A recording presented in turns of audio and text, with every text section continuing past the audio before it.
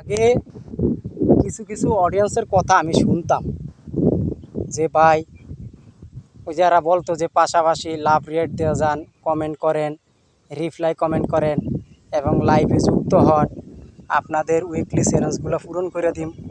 আগে আমি অনেক অডিয়েন্সের লাইভে পড়ে থাকতাম। এখন ভাই কোনো অডিয়েন্সের লাইভে পড়ে থাকি না। আর বেশিরভাগ এখন বড় বড় ভিডিও দেখে সময় দেই। যারা বড় বড় ভিডিও বানায় তাদের ভিডিওতে সময় দিই। তাদের ভিডিও থেকে কিছু শেখার আছে। আপনারা বড় বড় ভিডিওর ভিতরে সময় দিবেন, তাদের ভিডিওর ভিতরে শিক্ষামূলক কিছু শিখতে পারবেন। আপনি শিখতে পারবেন। বড় বড় ভিডিওর ভিতরে আপনি সময় দিবেন এবং লাইক কমেন্ট করবেন, তাদের ভিডিও থেকে আপনি কিছু শিখতে পারবেন। বুঝছেন ভাই?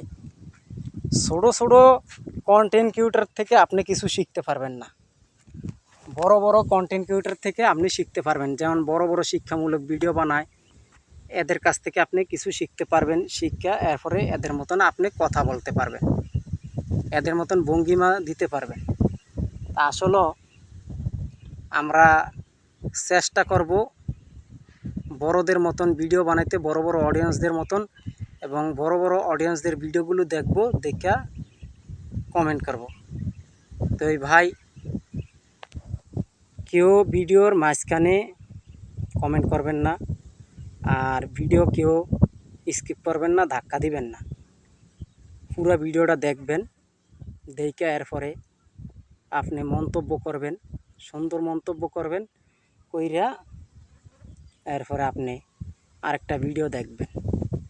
মানে আপনি সিরিয়াল অনুযায়ী ভিডিও দেখেন।